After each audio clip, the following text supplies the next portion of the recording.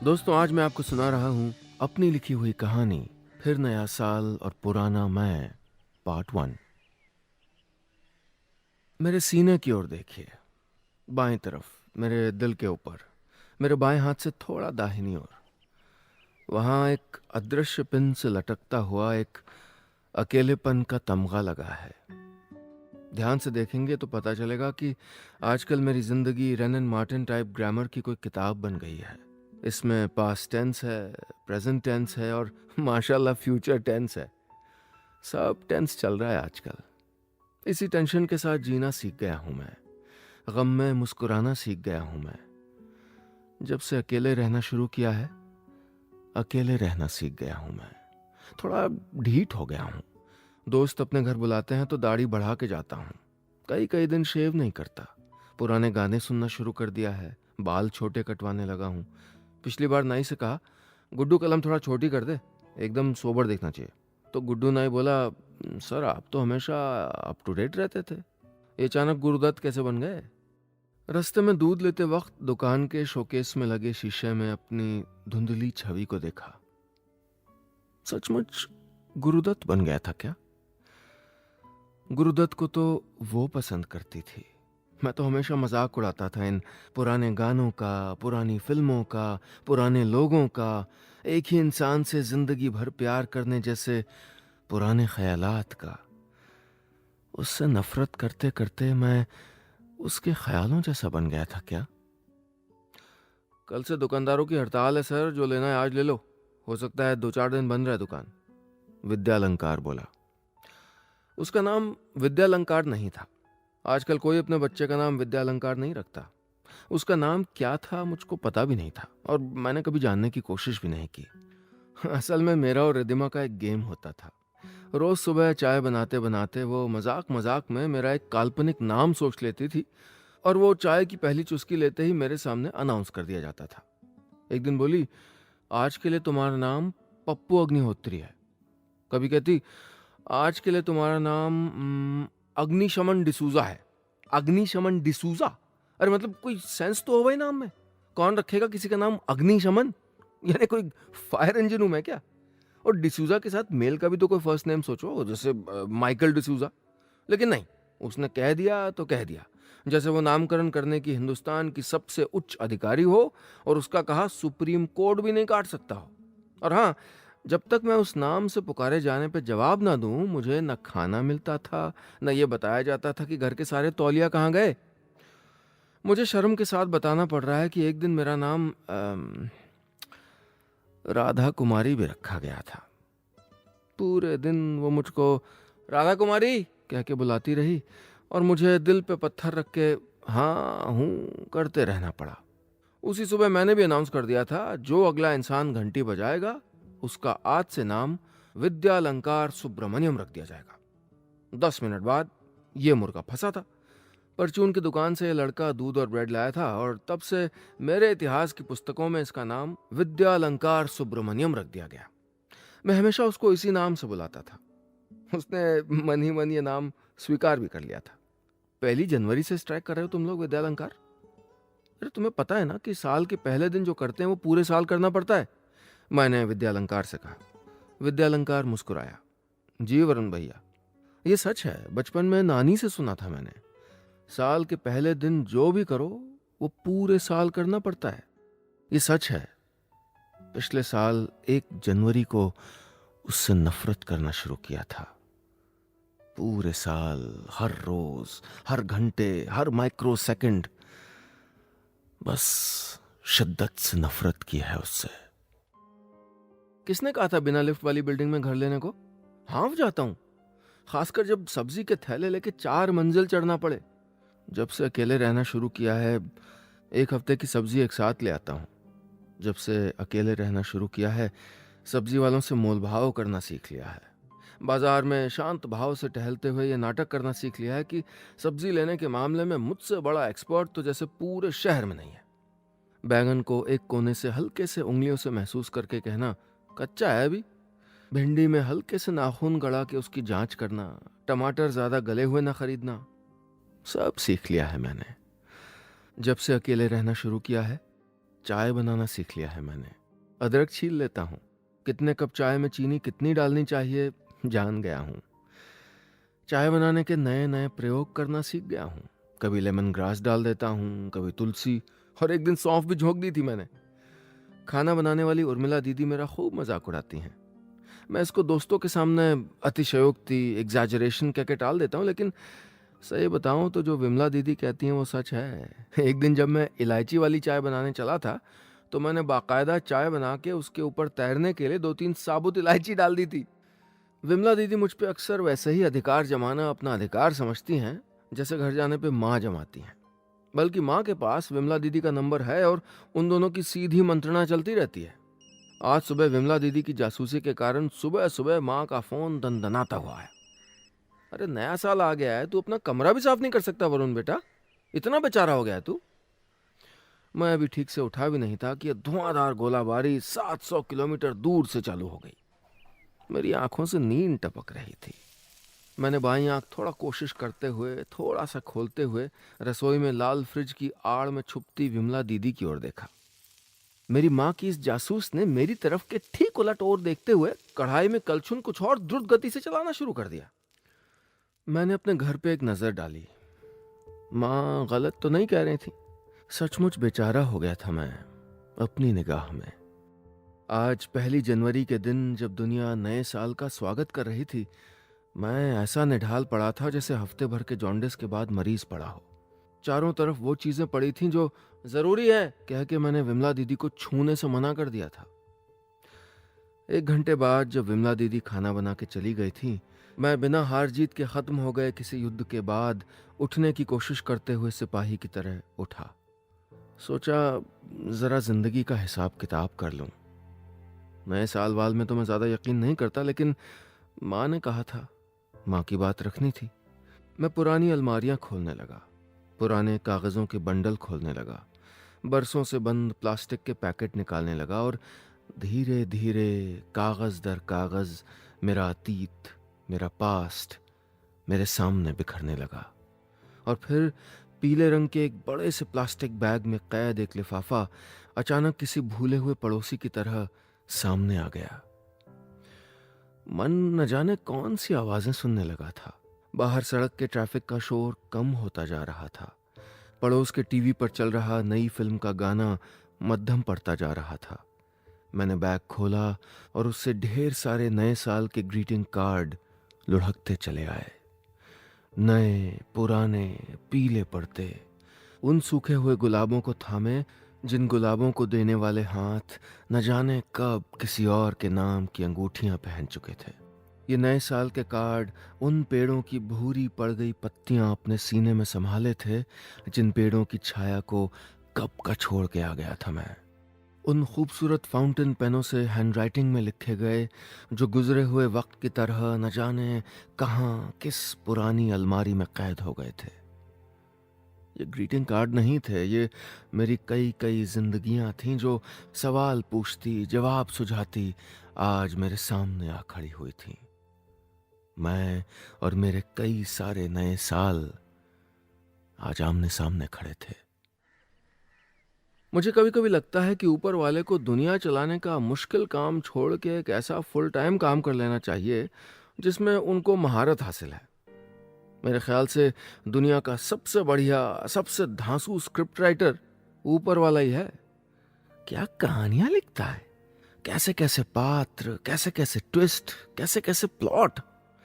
मेरे सामने कमरे में न जाने कितने न्यू ईयर ग्रीटिंग कार्ड पड़े थे और मैं उनमें अपनी जिंदगी की कहानी दोबारा जी रहा था। वो कहानी जो इस महान स्क्रिप्ट राइटर ऊपर वाले ने कभी कभी बेमन और कभी कभी बड़े इत्मीनान से लिखी थी। हर नए साल के कार्ड का अपना अलग मिजाज था। सन 2000 वाला न्यू ईयर कार्ड अब पीला पड़ चुका था, औरों से कम खूबसूरत दिख रहा था, लेकिन उसके चेहरे पे रिश्तों के ज्ञान का, नॉलेज का वो तेज था जो किसी में नहीं था। 2001 वाले नए साल के कार्ड के चेहरे पे पहले प्यार का सुरूर था। एक ऐंठन भी थी जो सिर्फ जवानी में आती है और जवानी ढलते ढलते अपने अर्थहीन होने का एहसास भी करा जाती है। 2005 के न्यू ईयर कार्ड में ढलते रिश्तों का आलस था। 2006 के नए साल के कार्ड में विरक्ति थी, 2008 के कार्ड में दूरियां थीं और 2010 के नए साल के कार्ड में खोखला तकल्लुफ था। लेकिन इन सब भावनाओं के बीच में मुझको वो सबसे पहला कार्ड याद आया जो लाल कुशन के पास शर्माता हुआ मुंह फेरे पड़ा था। उस कार्ड की एक छोटी सी कहानी थी जो इस दुनिया के सबसे धांसू स्क्रिप्ट राइटर मिस्टर ऊपर वाले ने लिखी थी। 31 दिसंबर का दिन था, 1999 का साल। मैं सिगरेट शराब तो पीता नहीं, जिंदगी छोटी करने के लिए इश्क में दिल तोड़ लेने का रास्ता हमेशा ज़्यादा मुनासिब लगा है। लेकिन दोस्तों ने रात को एक पार्टी रखी थी और चूंकि मैं सबसे ज़्यादा समझदार और जिम्मेदार माना जाता था, इसलिए पार्टी की तैयारियों का काम मुझको सौंपा गया था। प्लास्टिक के ग्लास लेने थे, गुब्बारे लेने थे, रंग बिरंगे कागज़ के स्ट्रीमर्स लेने थे, खाने का सामान लेना था। मोबाइल फ़ोन नए नए ही हिंदुस्तान में आए थे और एक अमीर दोस्त ने सिखा पढ़ा के अपना नया फ़ोन पकड़ा दिया था और हर आते हुए फ़ोन कॉल के साथ शॉपिंग लिस्ट लंबी होती जा रही थी। मैं गाड़ी चलाते चलाते झुंझलाते हुए इधर उधर दुकानें ढूंढ ही रहा था कि एक लड़की मेरे बगल में एक लाल गाड़ी चलाती हुई गुजरी। गाड़ी चलाती हुई क्या, आगे को झुक के दाहिनी तरफ गर्दन घुमा के मुझको देखते हुए गुजरी। अच्छा, मुझको ऐसी कोई खुशफहमी तो थी नहीं तब, और नहीं आज है कि मैं किसी भी एंगल से ऐसा दिखता हूँ कि कोई लड़की मुझको पलट के दोबारा देखे। बल्कि मैं भी लड़कियों में इतनी कोई रुचि नहीं रखता था कि मैं भी किसी को पलट के देखूं। लेकिन मैं पलट के सचमुच उसे देखने लगा। कारण वो नहीं थी, उसकी गाड़ी का नंबर था UP32B2351, यानी लखनऊ की गाड़ी। भगवान कसम, दिल में धक सा हुआ। घर को बहुत याद कर रहा था मैं उन दिनों। पहली बार नए साल की छुट्टियों में घर नहीं जा पाया था, तो उस गाड़ी की लाइसेंस प्लेट को देख के ऐसा लगा जैसे अजनबी बेदिल शहर में कोई जाना पहचाना भूला भटका दोस्त मिल गया हो। गाड़ी थोड़ा आगे पहुंची तो ट्रैफिक सिग्नल लाल हो चुका था और उस लड़की की गाड़ी से फिर मुलाकात हो गई। इस बार उसने फिर मुझको देखा। मेरे मन में न जाने क्या आया, मैंने खिड़की नीचे की और उसकी ओर देखा। उसने भी खिड़की नीचे की। वो पहले बोली, सॉरी, मैं पीछे आपको मोबाइल फ़ोन पे बातें करते देख रही थी। अभी तक देखा नहीं ना किसी को ये मोबाइल यूज़ करते हुए। धत तेरे की। खैर, मैंने वो कह डाला जो मन में अचानक आ गया था। आप लखनऊ में कहाँ रहती हैं? मैं जानता हूँ इसको कोई बदतमीजी भी समझ सकता था, लेकिन शायद मेरे चेहरे से मासूमियत टपक रही थी, क्योंकि भगवान कसम मैं असल में मासूम हूँ। तो वो एक सेकंड खामोश रही, मुस्कुराई और बोली, न रही। और मैं कुछ कहता इससे पहले पीछे से सारे भले मानुस जोर जोर से हॉर्न बजाने लग गए। ट्रैफिक लाइट हरी हो गई थी। उसने हल्के से मुड़ के देखा और मैंने पहली बार उसका चेहरा गौर से देखा। इतनी खूबसूरत कि मेरा भगवान कसम फ्यूज उड़ गया। उस दिन मेरी किस्मत में इस अजनबी लड़की से 3 और बार मिलना लिखा था। शहर के उस हिस्से से दूसरे हिस्से में जाने के लिए एक ही बड़ा रास्ता था और उस पे 2 और बड़े बड़े ट्रैफिक सिग्नल आने थे। अगले ट्रैफिक सिग्नल तक जब मैं पहुंचा तो देखा कि वो लाल कार बाईं तरफ वाली लेन में खड़ी थी। मैंने कुछ सोचे बिना उसके बगल वाली लेन में अपनी गाड़ी डाल दी, लेकिन मेरे और उसके बीच अभी एक गाड़ी का फासला था। फिर मेरे आगे वाली गाड़ी थोड़ा आगे सरकी और एक बार फिर मैं उस लाल कार वाली खूबसूरत लड़की के बगल में था। वो रेडियो पे किसी गाने को सुनते सुनते आवाज़ बढ़ा रही थी और गाना गुनगुनाते हुए खुद को रियर व्यू मिरर टेढ़ा करके उसमें देख रही थी। उसकी खिड़की के पास एक बच्चा उसको मोगरे के फूल बेचने आया और एक गुच्छा लेने के लिए मिन्नत करने लगा। वो लड़की फूल लेने के लिए अपने बैग में पैसे तलाशने लगी। ट्रैफिक लाइट फिर से हरी हो रही थी और पीछे गाड़ी वाले बेसब्री से हॉर्न बजाने लगे थे। लड़की जल्दी जल्दी अपने बैग को खंगालने लगी। तभी उसकी नज़र मुझ पे गई। मैंने अपनी गाड़ी का शीशा नीचे किया और उस लड़की को पैसे दे दिए। कार में बैठी लड़की मुस्कुराई और आंखों से शुक्रिया कहा। मुझे जैसे ही मौका मिला मैंने जोर से कहा, मैं अलीगंज में रहता हूँ, पोस्ट ऑफिस के पास। वो मुस्कुराई और उसकी गाड़ी आगे चली गई। ट्रैफिक लाइट हरी हो गई थी। 2 किलोमीटर दूर एक और बड़ी ट्रैफिक लाइट थी जहां से कई रास्ते जाते थे, एक सामने, एक बाएं और एक थोड़ा पतला रास्ता दाहिनी ओर। मुझको बाएं जाना था, लेकिन मैंने बड़ी बेवकूफ़ी की बात की। मैंने देखा कि वो लड़की सीधे जा रही है और मैं यूं ही उसके पीछे पीछे चला गया। अरे आपको तो पता ही है, इश्क जब होना होता है तो दिमाग अपने आप ही छुट्टी पे चला जाता है। उसने गाड़ी बाजार के पार्किंग लॉट में रोकी। मैं भी वहीं बगल में गाड़ी पार्क करके उतरा। वो लड़की भी उतरी। इतनी खूबसूरत, सांवला रंग, सवाल जवाब करती मासूम आंखें, होठों के किनारे पे ठहरी हंसी और आंखों के कोनों से देखने की वो अदा जिसमें हल्का अधिकार भी था और हल्की शर्म भी। उसने मुझको देखा और मेरी धड़कन यूं रुकी कि जान चली जाने का खतरा पैदा हो गया था। अगर आप लखनऊ के ना होते तो मेरा पीछा करने के लिए अभी पुलिस में शिकायत कर देती। वो अचानक बोली। तौबा, शराफत के पर्दों के पीछे शरारत रहती थी।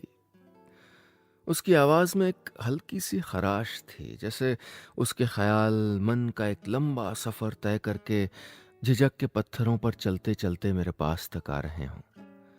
उसकी शरारत ने मुझको भी एक पल में शरारत सिखा दी। चूंकि मैं लखनऊ का हूं तो अब तो मुझको अपना पीछा करने की इजाजत दे दीजिए, मैंने मासूम सी बदतमीजी से कहा। मेरी नानी कहती है कि नए साल के दिन जो भी करो वो पूरे साल भर करना पड़ता है। नया साल अभी शुरू नहीं हुआ है। वो बोली। रात के 9 बज गए हैं। दुनिया के किसी देश में किसी टाइम जोन में तो नया साल शुरू हो गया होगा ना, मैंने बेबाकी से कहा। न जाने मुझे कहाँ से हिम्मत आ गई। मैंने एक लंबी सांस ली और उसको अगले दिन साथ में चाय पीने का आमंत्रण दे डाला। न जाने उसको कहाँ से बेवकूफ़ी आ गई। उसने हाँ कह दिया। शायद नए साल के दिन शराब की जगह चाय पीने का आग्रह करने वाला लड़का उसको अच्छा और भरोसे लायक लगा होगा। 1 जनवरी को मैं एक अनजान लड़की से मिलने जा रहा था। नानी कभी गलत नहीं होती ना, इसलिए मुझको पता था कि मैं उस अनजान लड़की से साल के हर दिन मिलने वाला था। 1 जनवरी सन 2000, पहले प्यार का पहला दिन। रिद्धिमा का क्या मतलब होता है? मैंने चाय के साथ ऑर्डर किए हुए सैंडविच को खाते हुए कहा। मैं अक्सर लोगों से जब मिलता हूं तो उनसे उनके नाम का मतलब पूछता हूं। हिंदुस्तान में लोगों की यह समस्या है कि न जाने कितने लोग अपने नाम का मतलब ही नहीं जानते। अगले दिन 1 जनवरी को मैं एक छोटे से रेस्टोरेंट में उस अनजान लड़की रिद्धिमा के सामने बैठा था। मैं भोंदू की तरह उसके लिए एक न्यू ईयर कार्ड, एक चॉकलेट और जरबेरा के नारंगी रंग के फूल ले गया था। मेरी हंसी मत उड़ाइएगा, असल में इससे पहले मैं कभी किसी लड़की के साथ ऐसे मिला नहीं था और मुझको ठीक ठीक पता ही नहीं था कि लड़कियों से मिलने का क्या शिष्टाचार होता है। और वैसे भी एक मासूम कार्ड ही तो था। आज 14 साल बाद वही मासूम सा न्यू ईयर कार्ड मेरे सामने पड़ा था, न जाने और कितने सारे ग्रीटिंग कार्डों के साथ। वो लम्हा इस कार्ड की तरह पुराना पड़ चुका था। मैं भी तो पुराना हो गया था। मैं बड़ी देर तक उस पुराने ग्रीटिंग कार्ड को देखता रहा। पलट पलट के देखा, लिफाफा खोल बंद करके देखा। मेरी हैंडराइटिंग कितनी साफ हुआ करती थी। आर भी मैं अलग ढंग से बनाता था और ये मेरा साइन भी थोड़ा अलग था। नीचे डैश और 2 बिंदियां नहीं बनाता था। 14 साल पहले उस दिन जब मैं ग्रीटिंग कार्ड की दुकान में गया तो समझ ही नहीं पाया था कि भाई कौन सा कार्ड लूं। एक ऐसी लड़की को हैप्पी न्यू ईयर का, नए मिलेनियम का कार्ड देना था जिसका नाम तक मुझे नहीं पता था और कैसे संबोधित करना था कुछ नहीं पता था। पेन भी नहीं मिला था कितनी देर तक कार्ड पे लिखने के लिए। और जब एक बुजुर्ग अंकल जी से उधार मांगा था तो कितनी देर तक समझ ही नहीं आया कि उस पर लिखूं क्या। फिर आखिरकार लिखा था, dear God knows what's your name, यानी प्रिय भगवान जाने तुम्हारा नाम क्या है। शायद उसको मेरी यही बेवकूफ़ियाँ अच्छी लगती थीं। शायद उसको पता था कि मैं अनाड़ी था, थोड़ा सा बुद्धू, लेकिन दिल का साफ। सैंडविच ख़त्म होते होते मैंने फिर उससे पूछा था, रिद्धिमा का क्या मतलब होता है? उसने पलट के कहा था, वरुण का क्या मतलब होता है? मैंने कहा था, पानी के देवता। पर रिद्धिमा का क्या मतलब होता है? मेरे इस सवाल को फिर से मुस्कुरा के नज़रअंदाज कर गई थी वो। मुझे लगा शायद मतलब ही नहीं जानती होगी। अपने खुद के नाम का मतलब नहीं जानती तो इसका क्या ये मतलब है कि ये कोई अमीर नक्चड़ी लड़की है जो पढ़ाई में फिसड्डी है और बस पार्टी वार्टी करती रहती है। जरूर सिगरेट पीती होगी, छे, जरूर ये शराब भी पीती होगी। नहीं, मैं बेकार में इसके लिए सुबह 2 घंटे तैयार होता रहा था। पैंट प्रेस की थी, कोलोन उधार मांगा था दोस्त से, मोटरसाइकिल उधार मांगी थी, और फिर ग्रीटिंग कार्ड की दुकान में कितना रिसर्च किया था। पता है मुझे क्या हो रहा था? मैं उस लड़की की ओर आकर्षित हो रहा था और मैं खुद को रोक रहा था। आखिर इन अमीरों में तो लड़कों से यूं भी कभी कभी मिलते होंगे ना, फ्रेंड फ्रेंड के तौर पे। लड़का लड़की मिले तो ये थोड़े कि मतलब प्यार हो गया। लेकिन हमारी मिडिल क्लास दुनिया में ऐसे थोड़ी चलता था। लड़का लड़की के मिलने का कोई मतलब होता था? हम इधर उधर की बातें करते रहे। मैंने बड़ी देर बाद फिर से पूछा, लेकिन रिदिमा का मतलब क्या होता है? वो कुछ देर खामोश रही, फिर जरा झिझकते हुए और दूसरी तरफ देखते हुए बोली, फुल ऑफ लव, जो प्यार से भरा हुआ हो। सचमुच अपने नाम के अनुसार रिद्धिमा प्यार से भरी हुई थी। हम करीब करीब रोज मिलने लगे और सच कहूं तो हर रोज मुझे उससे और ज्यादा प्यार होता जा रहा था। उसे शायद जरा भी अंदाज नहीं था कि मैं उल्लुओं की तरह रात रात जागता था उसके बारे में सोचता हुआ। मैं जब 5-6 साल पुरानी फिल्म दिलवाले दुल्हनिया ले जाएंगे सीडी पे देखता था, तो हर बार खुद को शाहरुख खान की जगह देखता और उसको काजोल की जगह। मैं रिद्धिमा को देख के मन ही मन अपने स्कूल के दिनों की फिल्म मैंने प्यार किया के सलमान खान की तरह कहता, एक लड़का और लड़की कभी दोस्त नहीं हो सकते। हाँ, मैं और रिद्धिमा सिर्फ दोस्त नहीं हो सकते थे। क्या वो देख नहीं रही थी मैं अपनी नई नई नौकरी के ट्रेनिंग प्रोग्राम को कैसे कैसे बहाने करके छोड़ आता था उससे मिलने के लिए? कि मैं कैसे दफ्तर से वापस आके अपने सूट बूट वाले भेस की परवाह न करते हुए कमीज की बाहें ऊपर चढ़ा के उसके साथ ठेले पे गोलगप्पे खाता था। मैं उसकी आंखें पढ़ने की कोशिश करता तो मुझको अपने लिए अपनापन तो जरूर मिलता, लेकिन न जाने क्यों उससे ज्यादा कुछ नहीं। उन बड़ी बड़ी लंबी लंबी पलकों वाली खूबसूरत आंखों में मुझे इंतजार क्यों नहीं दिखता था? अधिकार क्यों नहीं दिखता था? जलन क्यों नहीं दिखती थी? अगर अपनी हद में रहे तो जलन बुरी चीज नहीं होती, जलन अधिकार की निशानी होती है। मैं उसको अगर अपने ऑफिस की किसी कॉलीग से, किसी खूबसूरत लड़की से मिलवाता तो वो उससे खूब हंस के बातें करती। मैं अगर 3 दिन उसको नहीं मिल पाता तो वो चौथे दिन फिर उसी गर्मजोशी से मिलती। क्यों नहीं पूछती थी वो कि तुम 3 दिन क्यों नहीं मिले? अगर मिलने के लिए रेस्टोरेंट में देर से पहुंचता तो नाराज क्यों नहीं होती थी वो? बात करना बंद क्यों नहीं कर देती थी वो 20 मिनट तक? हाँ, 1-2 बार उसने मुझसे कहा था कि उसने मुझको मिस किया था। जैसे जब वो अपनी मौसी की लड़की की शादी में इंदौर गई थी 7 दिन के लिए, या जब मैं बॉम्बे गया था हमारी एनुअल कॉन्फ्रेंस के लिए और 2-3 दिन और रुक गया था। बॉम्बे कॉन्फ्रेंस के दौरान उसका एक ईमेल आया था जिसमें अंग्रेजी में लिखा था, आई मिस यू वरुण, जल्दी आओ वापस, पागल लड़के। मैं कॉन्फ्रेंस के बीच में मीडिया रूम जा जा के बार बार उसकी ईमेल पढ़ता और ये भी देखता कि ऑफिस का कोई और कलीग ना देख रहा हो। लेकिन जब मैं वापस आया तो उसने आई मिस यू के आगे का सफर तय ही नहीं किया। क्या वो सचमुच मुझसे प्यार नहीं करती थी? और फिर एक दिन वो मेरे दरवाजे पे खड़ी थी। 1 साल तक हमारे रिश्ते में पहेलियां बुझाने के बाद रिद्धिमा मेरे दरवाजे पे खड़ी थी। कुछ नहीं कहा, मेरे बगल से चलते हुए अंदर गई, बैग फेंका और पांव उठा के आराम से सोफे पे बैठ गई, जैसे एक थके हुए दिन के बाद अपने घर आई हो। ये मन भी ना अपने रेतीले रेगिस्तान में कैसे कैसे लम्हों की मरीचिका, कैसे कैसे मिराज बनाए तैयार रहता है ना। मैंने उसको गौर से देखा। बाल खुले थे, आंखों में चंचलता नहीं, ठहराव था। जैसे नदी का पानी हजारों मील अपने सवालों के भंवर पार करता हुआ एक शांत समुद्र में पहुंच गया हो, अपने सारे जवाब पा गया हो। क्या वो अपने सारे जवाब पा गई थी? कैसे पता लगता है कि किसी से प्यार हो गया? अंग्रेजी में सोचने वाली लड़की आज साफ सुथरी सादी हिंदी में मुझसे एक सीधा सवाल पूछ रही थी। दिल से आया था शायद। किचन में चाय बनाते बनाते मेरे हाथ रुक गए। एक हाथ काले वाले कप पे था, दूसरा ऊपर वाली दराज में रखी छन्नी पर। मैं क्या बताऊं इसे? मुझे तो शायद एक ट्रैफिक सिग्नल पे ही इससे प्यार हो गया था। मैं किसी को क्या ज्ञान दूंगा कि कैसे पता लगता है कि प्यार हो गया। मुझे तो बस इतना पता था कि जब ऐसा हो कि कोई भी अच्छा बुरा अनुभव हो, कोई अच्छा गीत सुने, कुछ अच्छा खाएं, कोई बढ़िया फिल्म देखें, कोई दुख हो, कभी अकेला लगे, किसी खूबसूरत सफ़र पे जाना हो, तब जिसकी याद आए कि काश वो यहाँ होता, तो शायद हमें उससे प्यार है, जिसके बिना सब कुछ थोड़ा-थोड़ा अधूरा लगे। शायद हमें उससे प्यार है, जो हमारे साथ बैठा रहे, चाहे कुछ कहे बिना, चाहे लड़ाई के बाद नाराज़ होता हुआ, लेकिन जो फिर भी हमें चाहिए। शायद हमें उससे प्यार है। I love you Varun.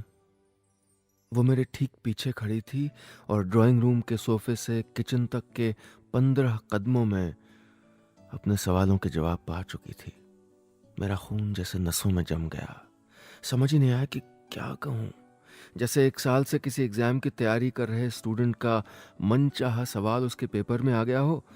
वो सवाल जिसका जवाब लिखने के लिए वो कब से बेताब हो और दिमाग काम करना बंद कर दे।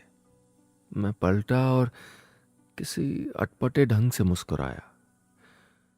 6 महीने पहले कह दिया होता तुम्ही ने तो इतना टाइम नहीं वेस्ट होता, वो बोली। मेरी मुस्कान आराम से फैल गई।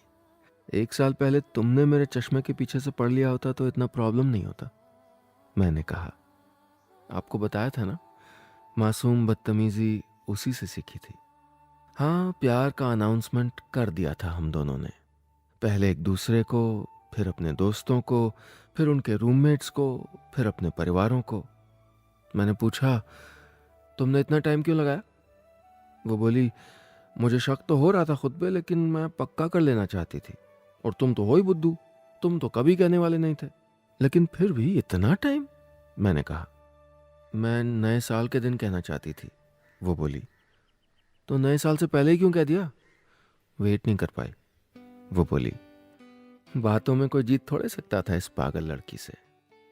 तो कुछ यूं हुआ कि नए साल का दिन था।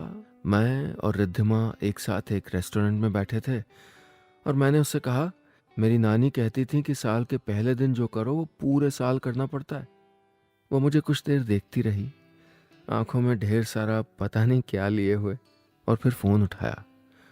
मामा, मुझे नहीं मिलना शर्मा अंकल के बेटे से, और उस उदयपुर वाले से भी। दादी को बता देना, मैंने लड़का ढूंढ लिया है। जिद्दी थी वो, मैं कहता हूं ढीठ थी। प्यार और शादी सब एक साथ ही करना था उसको। जब तक 2002 का नया साल आया, हमारी शादी को 6 महीने हो चुके थे। हम नए घर में रहने लगे थे, किराया आपस में बांटने लगे थे। शाम को खाना खाने के लिए देर तक एक दूसरे का इंतजार करने लगे थे। रोमांटिक गाना देखते हुए हाथ बढ़ा के धीरे से एक दूसरे का हाथ थाम लेते थे। लंबी ड्राइव्स पे जाते थे। बारी बारी से अदरक की चाय बनाते थे। वो खाना बनाती थी तो मैं बर्तन धोने में मदद कर देता था। उसके पाँव में अक्सर बहुत दर्द होता था तो मैं उठ के अनायास ही उसके पाँव दबाने लगता था। मैं जानता था उसको बेतहाशा दर्द हो रहा होता था और मेरे ऐसा करने से उसको आराम मिलता, लेकिन वो पैर हटाती रहती, जोर जोर से कहती रहती, क्या कर रहे हो, प्लीज, पाप लगेगा, पैर को क्यों हाथ लगा रहे हो? मैं कहता, मेडिकल रीजंस, इलाज है भाई, इस पे कोई पाप नहीं लगता। मेरे पैर तुम दबा लेना जब मुझको तकलीफ हो। 1 जनवरी का दिन अब बहुत खास हो गया था हमारे लिए।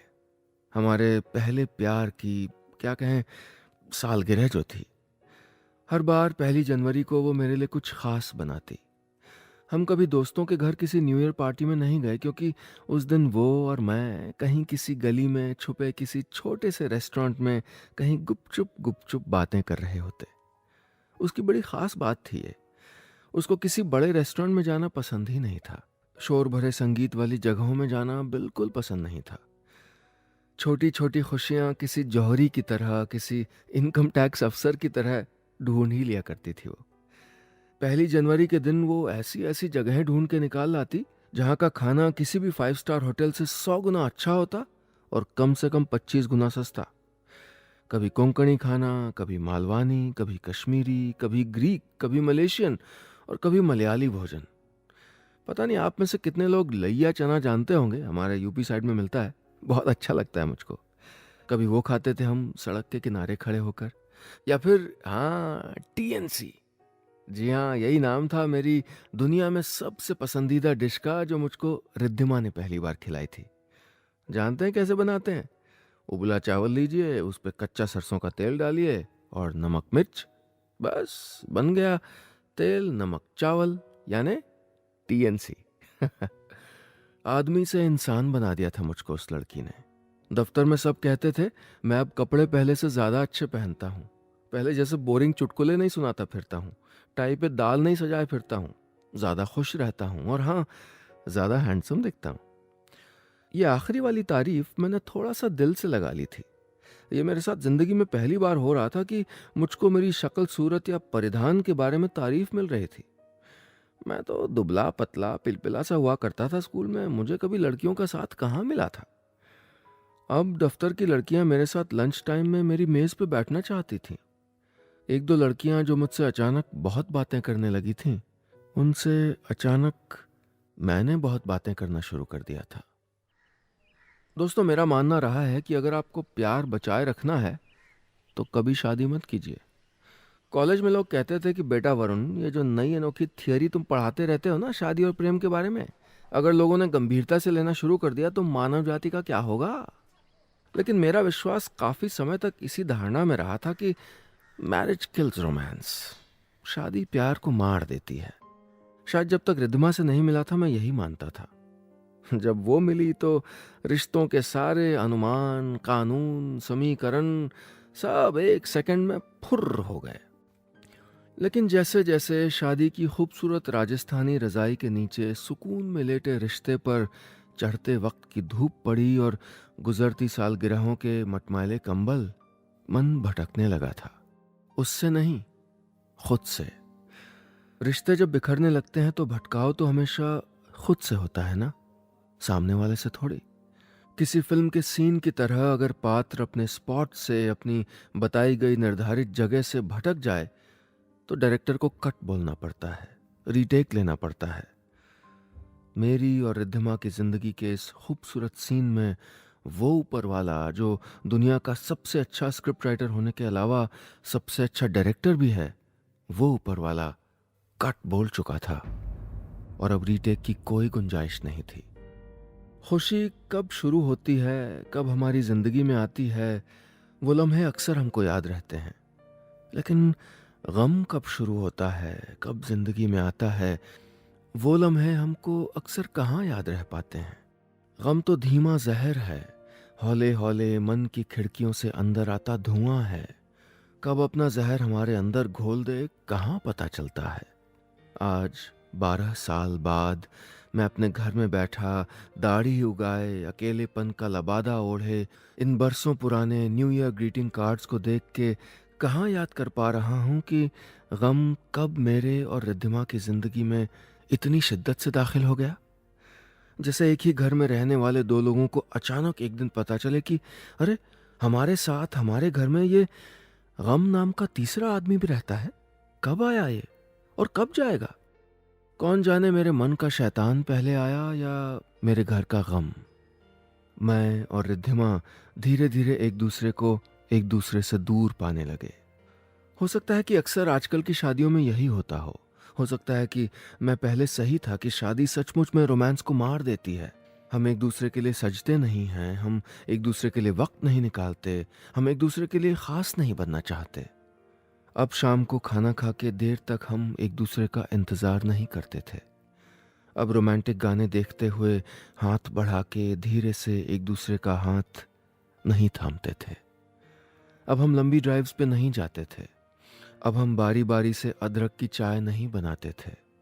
अब मैं बर्तन धोने में उसकी मदद नहीं करता था।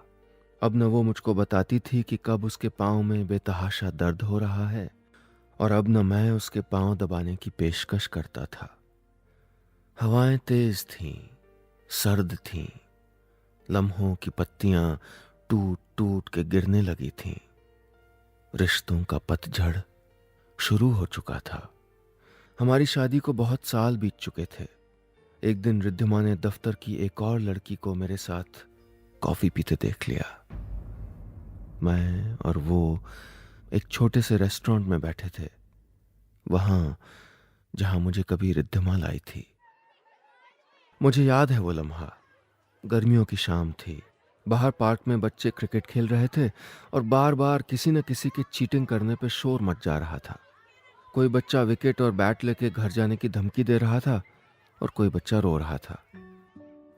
मैं और रिद्धिमा ड्राइंग रूम में बैठे थे, आमने सामने, उसी सोफा सेट पे जो हम दोनों कितने प्यार से खरीद के लाए थे। इसी सोफे पे बैठे हुए उसने पहली बार मेरा वो रोज वाला नाम रखा था। आज के दिन तुम्हारा नाम है तेंजिंग शुक्ला, ठीक है? मैं समझा नहीं था। वो बोली थी, आज से मैं रोज तुमको एक नया नाम दूंगी और तुमको पूरे दिन सिर्फ उसी नाम से बुलाए जाने पे जवाब देना होगा। लेकिन आज वो खामोश थी। वो भी उसी खिड़की के सामने बच्चों के मैदान की ओर देख रही थी। मैं भी। थोड़ी देर बाद वो बोली, तुम सुप्रिया के साथ थे, इससे मुझे कोई प्रॉब्लम नहीं है, आई स्वेयर। बस अगर तुम बता देते और घर पे गलत कह के ना जाते तो। मैं कुछ नहीं बोला था। हम लोग पिछले 1 घंटे में जो कहना सुनना था सब कह सुन चुके थे, चिल्ला चुके थे। वो अपने मन का सच बोल चुकी थी, मैं झूठ बोल चुका था। उसने जो देखा वो सच था। मैं सचमुच अपने ऑफिस में साथ काम करने वाली सुप्रिया के साथ था उस दिन। सुप्रिया में एक अजीब सा तिलस्मी आकर्षण था। मैं जानता था वो फर्जी थी, उसका सौंदर्य फर्जी था, उसकी बातें फर्जी थीं, उसका मेरी ओर देख के गालों में गड्ढे बना के शर्माना फर्जी था। मैं जानता था इन गालों के गड्ढों में मेरे ऑफिस के 3 और लोग गिर के जान दे चुके थे। लेकिन फिर भी मैं उस रेस्टोरेंट में उसके साथ था और मेरा हाथ मेन्यू उठाते रखते हुए 3 बार उसके हाथ को छू चुका था। मैंने कैसा महसूस किया बयान नहीं कर सकता। जैसा 15 साल के लड़के को पहली बार प्यार होने का एहसास होता है ना, बस वैसा। जैसा मुझको हुआ था कभी जब एक छोटी सी लाल रंग की गाड़ी मेरे बगल से गुजरी थी और एक खूबसूरत सी लड़की मुझको दिखी थी और पहली नजर में मेरी छुट्टी कर गई थी। लेकिन वो आकर्षण, वो तिलिस्म, वो दिल पे लगता बिजली का झन्नाटा, वो कहाँ गुम हो गया था? रिद्धिमा और मेरे बीच का वो जादू कहाँ गायब हो गया था? ना समझ था मैं। आज इतने साल बाद जब अकेला बैठा हूं अपने घर में, अपने जादू विहीन, भावना विहीन, सब कुछ विहीन घर में, तो ये जान गया हूं कि तब ये नहीं जानता था कि रिश्तों का जादू किसी जादूगर के शो की तरह धीरे धीरे रवां होता है। देखने वालों की हर लम्हे में सांस नहीं रुकती, हर लम्हे में नहीं निकलता मुंह से। हर बार बड़े से लकड़ी के डब्बे में जाके लड़की आरी से काटी नहीं जाती है। हर बार आग नहीं उगली जाती। कभी ताश के पत्ते बिन बताए प्रकट हो जाते हैं, कभी खाली मुट्ठियों में सिक्के मिलते हैं, कभी गलत जेब से सही चीज निकल आती है। जादू धीरे धीरे रवां होता है।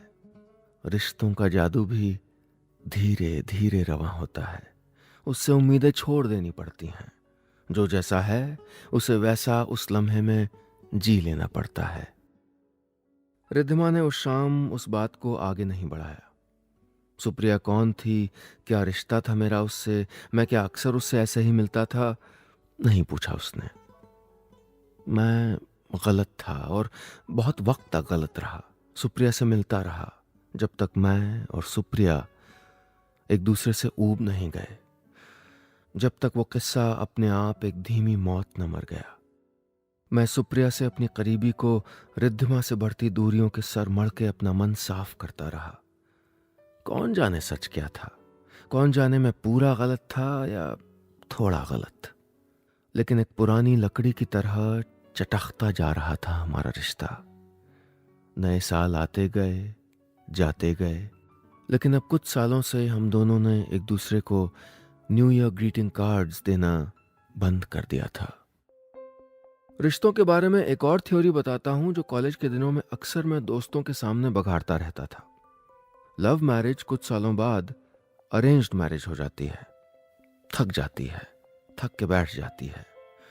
मेरा और रिद्धिमा का रिश्ता थक गया था, थक के बैठ गया था।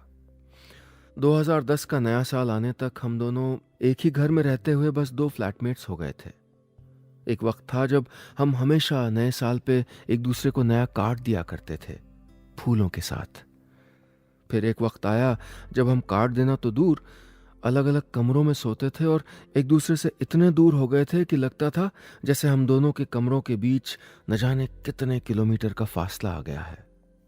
और अब ये सफर हम इतना ढो चुके थे कि हमारे बीच एक तकल्लुफ, एक शिष्टाचार आ गया था। हम एक बार फिर एक दूसरे को हैप्पी न्यू ईयर कार्ड्स देने लगे थे, dear Riddhima, happy new year कहते हुए ये उनमें से एक सामने पड़ा था मेरे, हारा हुआ नाराज सा ग्रीटिंग कार्ड। मैं नहीं जानता कि इतने सालों तक इस तरह रहने के बाद भी रिद्धिमा और मैं क्यों साथ थे। मेरे दोस्त मुझसे न जाने कितनी बार कह चुके थे कि अगर ये रिश्ता इतना बिखर गया है तो इसको हम क्यों नहीं खत्म कर दे रहे हैं। रिद्धिमा की दोस्त भी उससे यकीनन यही सवाल पूछती होंगी। जवाब एक दिन खुद ही दे दिया उसने।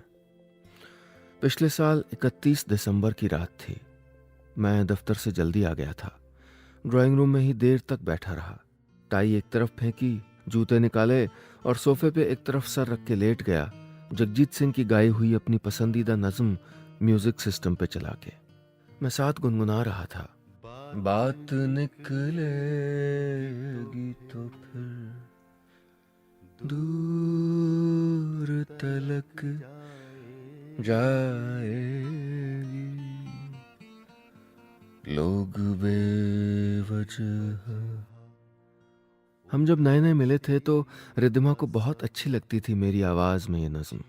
कई कई बार दोस्तों की महफिलों में दो दो बार गाने को कहती थी वो। दरवाजे पे कुछ आवाज हुई। अपनी चाबी से रिद्धिमा ने दरवाजा खोला। सामने मैं था और उसके पीछे उसका ऑफिस का दोस्त रेहान। मैं सोफे से उठ बैठा। समझ नहीं आया कि क्या कहूं। रिद्धिमा एक सेकंड के लिए हैरान हुई, फिर रेहान के सामने एक फर्जी मुस्कुराहट चेहरे पे लाती हुई बोली, ओए तुम जल्दी आ गए, चलो गुड। रेहान तुम पूछ रहे थे वरुण को? या यस। अच्छा तुम लोग बैठो, मैं तैयार होके आती हूँ, फिर निकलेंगे। हाँ? वरुण आज कृतिका के घर न्यू ईयर पार्टी है, उसका बर्थडे भी है, चलोगे? मैंने कुछ नहीं कहा। अपनी टाई और जूते मोजे उठा के अपने कमरे में चला गया और दरवाजा जोर से बंद कर दिया। फिर थोड़ी देर बाद निकला तो रेहान अब भी वहीं बैठा था, रिद्धिमा का इंतजार करता हुआ। मैं नकली शिष्टाचार नहीं कर पाता हूं। मेरी सर्द बातों के थपेड़े रेहान को काफी भारी पड़ रहे थे। वो थोड़ी देर बाद कुछ बहाना करके जाने लगा। रिद्धिमा ने उससे कहा कि उसकी तबीयत कुछ ठीक नहीं है, वो पार्टी में नहीं आ पाएगी। मैं और रिद्धिमा एक छोटी सी खामोशी के बाद तकलीफ भरी बातों की एक लंबी रात की आहुति में कूद पड़े। How dare you! अपने बॉयफ्रेंड को घर कैसे बुला लिया तुमने? मैंने दहाड़ के कहा। बात सारी रात खत्म नहीं हो पाई। रात के तीसरे पहर न जाने कब मैं सो गया। वैसे ही ड्राइंग रूम के सोफे पर कपड़े अस्त व्यस्त, बाल बिखरे हुए, दिल टूटा हुआ। न जाने कब रात खत्म हुई, न जाने कब रोशनी खिड़कियों से अंदर झांकने लगी, न जाने कब नए साल के नए सूरज की सुनहरी दरार मेरे चेहरे के आर पार बिछ गई। आंख खुली तो रिद्धिमा जा चुकी थी, हमेशा के लिए। अचानक बाहर से छन के आता ट्रैफिक का शोर बहुत ज्यादा लगने लगा था। अचानक सूरज की रोशनी पीठ पर, बाहों पर, चेहरे पर, आंखों में, जमीन पर चुभने लगी थी। मैं वहीं जमीन पे बैठा था, न जाने कब से दीवार की टेक लगाए हुए। सामने वही पीला बैग जिसके सारे न्यू ईयर ग्रीटिंग कार्ड्स में अब पढ़ चुका था। आखिरी कार्ड था 2010 का, और उसके बाद पिछले साल पिछला साल तो नफरत का साल था। पिछले साल इसी दिन तो वो मुझे बिन बताए छोड़ के चली गई थी, तब जब मैंने उसको उसके बॉयफ्रेंड के साथ पकड़ लिया था। हाँ, एक साल नफरत में बिताया मैंने। एक एक दिन उसको याद करके थोड़ा और थोड़ा और थोड़ा और नफरत कर ली मैंने। उसकी तस्वीर भी नहीं हटाई घर से, ताकि रोज उससे बात कर सकूं, जहर बोल सकूं। रेहान और उसके बारे में मैंने अफवाहें सुनी थी औरों से, लेकिन ये पहली बार हुआ था कि वो बेशर्मी से उसको घर ले आई थी। मैं उठा और किचन तक गया, जैसे एक पागलपन तारी हो गया था मुझ पे। मैंने गैस लाइटर उठाया, फिर रख दिया उसको। माचिस उठाई, अभी करता हूँ हैप्पी न्यू ईयर। ढो रहा हूँ कब से इनको, इन यादों को, रिद्धिमा को, इस अकेलेपन को। मैंने वो सारे न्यू ईयर कार्ड्स उठाए, एक गड्डी में रखे, ड्राइंग रूम का दरवाजा खोला, बैल्कनी में गया और उनमें आग लगा दी। कागज चटक चटक के जलने लगे। मैंने पीला बैग उठाया और आग के बगल में उलट दिया। कोई और कार्ड हो तो कमबख्त वो भी निकल आए। कार्ड नहीं निकला, एक खत निकला। मैंने खोला और पढ़ने लगा। तारीख थी 1 जनवरी 2013। पिछले साल का नया साल, रिद्धिमा की हैंडराइटिंग में। वरुण, अजीब सा लग रहा है तुम्हारा नाम लिखना। न जाने कब से तुम्हारा नाम लिखा ही नहीं कहीं। न जाने कब से नए साल का कार्ड भी नहीं भेजा था। इस बार न जाने क्यों एक न्यू ईयर्स कार्ड ले आई थी तुमको देने के लिए। दे रही हूँ। मैं घर छोड़ के जा रही हूँ। वरुण, मैंने तुम्हारे अलावा जिंदगी में किसी से प्यार नहीं किया। एक ट्रैफिक लाइट पे मिले हुए दो लोग और किसी के पास रुक ही कहाँ पाते हैं। पागल थे हम दोनों, मैं थोड़ी ज्यादा, तुम थोड़ा कम। कितने खूबसूरत थे हमारे पहले कुछ साल। सब कुछ था मेरे पास। फिर धीरे धीरे मैं तुमको खोने लगी। तुम दूर जा रहे थे और शायद मैंने तुमको वापस खींच लाने की कोशिश भी नहीं की। मुझे तुम्हारे और सुप्रिया के बारे में उस दिन से पहले भी पता था और उस दिन के कई साल बाद तक भी पता था। तुम सोचते होगे अगर ऐसा ही था तो मैंने इतने साल ये रिश्ता क्यों बचाए रखा, क्यों डिवोर्स नहीं दे दिया। तुम्हारे फ्रेंड्स भी यही कहते थे, मेरे फ्रेंड्स भी यही कहते थे। पता है क्यों नहीं दिया डिवोर्स? क्योंकि तुम्हारे मम्मी पापा ये सह नहीं पाते कि ये राम सीता की जोड़ी असल में न जाने कब टूट चुकी है। उनकी खातिर ये नाटक बनाए रखा मैंने, लेकिन शायद असली कारण कुछ और था। वरुण, मैं जितना भी तुमको नफरत करने की कोशिश कर लूं, लेकिन कहीं कुछ था जो कभी मर नहीं पाया तुम्हारे लिए। वरुण, एक बात मैंने छुपाई तुमसे। मैं और रेहान पिछले कुछ महीनों में बेहद करीब आ गए थे। मैं टूट रही थी और वो मुझे संभाल रहा था, लेकिन ओल्ड फैशन हूं, अपने मन की हदें पार नहीं कर पाई। मैंने कह दिया रेहान से कि वो मुझको बेहद पसंद है, लेकिन मैं अपने रिश्ते की मर्यादा नहीं तोड़ पाऊंगी, कम से कम तब तक जब तक ये रिश्ता है। रेहान बहुत अच्छा इंसान है। उसने मेरी बात का मान रखा, एक बहुत अच्छा दोस्त बनकर। कल ये एक इत्तेफाक था कि उसकी कार खराब हो गई थी और मैं उसको साथ लेके कृतिका के घर जा रही थी। मुझे खुशी है वरुण कि आज जो जहर हम दोनों के मन में था, हमने निकाल दिया है। हमने चुपचाप रह के अपने रिश्ते को मार डाला था। अब सब कह दिया, अब मेरे अंदर कुछ कड़वा नहीं है। मन साफ है, हल्का है। लेकिन अगर हमें इस रिश्ते को बचाना है, और मुझको इसे बचाना है वरुण, अगर हमें इस रिश्ते को बचाना है तो हमको एक नई शुरुआत करनी होगी। प्लीज फिर से वही पुराने वरुण बन जाओ। मैं वही पुरानी रिद्धिमा बनने जा रही हूं, नानी के घर जा रही हूं। अगर तुम इस रिश्ते को नहीं चाहते तब भी मैं समझ लूंगी, लेकिन एक साल फिर भी इंतजार करूंगी, अगले नए साल तक। नीचे उसका नाम लिखा था, लेकिन अक्षर मिट रहे थे मेरे आंसुओं में भीग कर। अगले 10 मिनट के अंदर मैं भाग रहा था पागलों की तरह, ऑटो की तलाश में। मुझको शहर के दूसरे कोने पे गांधी मैदान के पास पहुंचना था, रिद्धिमा की नानी के घर। 1 जनवरी 2014। फिर नया साल आ गया था और जैसा रिद्धिमा ने चाहा था, मैं फिर वही पुराना मैं बन गया था। मैं रिद्धिमा से अपने पहले प्यार की दूसरी शुरुआत करने जा रहा था, और इस बार हर दिन एक और बार पहला प्यार करना था मुझको, क्योंकि नानी हमेशा सही कहती थी, नए साल के दिन जो भी करो ना, वो फिर पूरे साल करना पड़ता है। बस इतनी सी थी ये कहानी।